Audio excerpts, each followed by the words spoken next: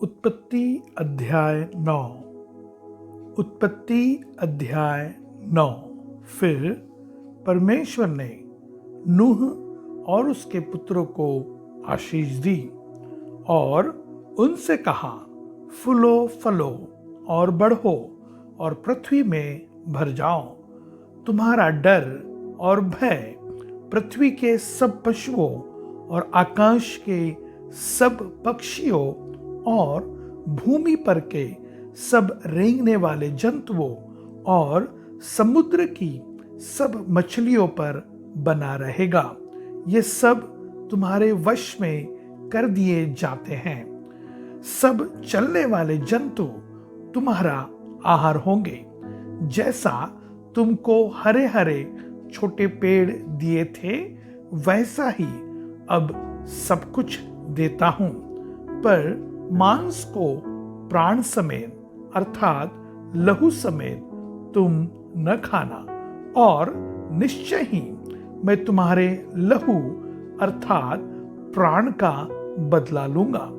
सब पशुओं और मनुष्य दोनों से मैं उसे लूंगा। मनुष्य के प्राण का बदला मैं एक एक के भाई बंधु से लूंगा। जो कोई मनुष्य का लहू बहाएगा, उसका लहू मनुष्य ही से बहाया जाएगा, क्योंकि परमेश्वर ने मनुष्य को अपने ही स्वरूप के अनुसार बनाया है।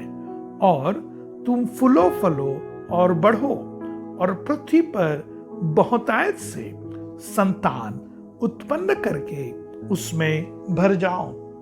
फिर परमेश्वर ने नूह और उसके पुत्रों से कहा, सुनो, मैं तुम्हारे साथ और तुम्हारे पश्चात जो तुम्हारा वंश होगा उसके साथ भी वाचा बांधता हूं, और सब जीवित प्राणियों से भी जो तुम्हारे संग है, क्या पक्षी, क्या घरेलू पशु, क्या पृथ्वी के सब बनेले पशु, पृथ्वी के जितने जीव जंतु जहां से निकले हैं। और मैं तुम्हारे साथ अपनी यह वाचा बांधता हूं कि सब प्राणी फिर जल प्रलय से नष्ट ना होंगे, और पृथ्वी का नाश करने के लिए फिर जल प्रलय ना होगा।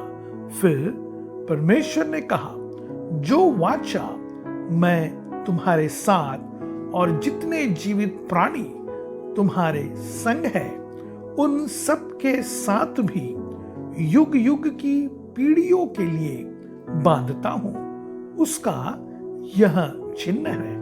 मैंने बादल में अपना धनुष रखा है, वह मेरे और पृथ्वी के बीच में वाचा का चिन्ह होगा। और जब मैं पृथ्वी पर बादल फैलाऊं, तब बादल में धनुष दिखाई देगा।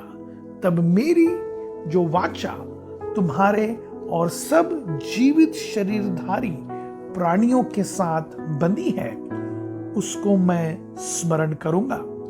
तब ऐसा जल प्रलय फिर न होगा जिससे सब प्राणियों का विनाश हो।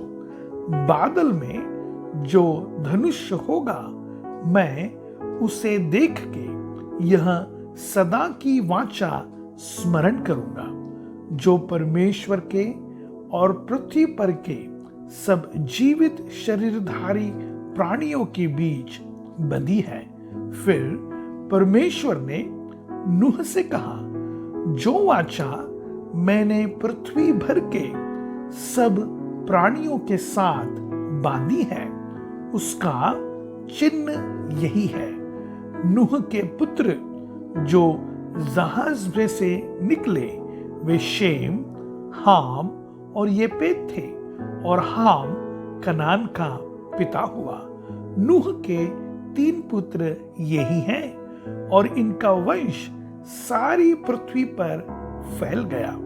नूह किसानी करने लगा, उसने दाख की बारी लगाई, और वह दाख बदू पीकर मतवाला हुआ, और अपने तंबू के भीतर नंगा हो गया।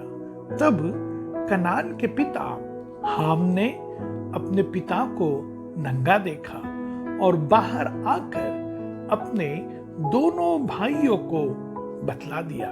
तब शेम और येपेत दोनों ने कपड़ा लेकर अपने कंधों पर रखा और पीछे की ओर उल्टा चलकर अपने पिता के नंगे तन को ढांप दिया और वे अपना मुख पीछे किए हुए थे, इसलिए उन्होंने अपने पिता को नंगा न देखा। जब नूह का नशा उतर गया तब उसने जान लिया कि उसके छोटे पुत्र ने उसके साथ क्या किया है, इसलिए उसने कहा, कनान शापित हो, वह अपने भाई बंधुओं के दासों का दास हो।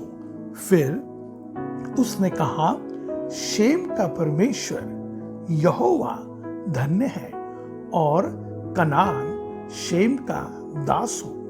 परमेश्वर येपेत के वंश को फैलाए और वहां शेम के तंबुओं में बसे और कनान उसका दास हो।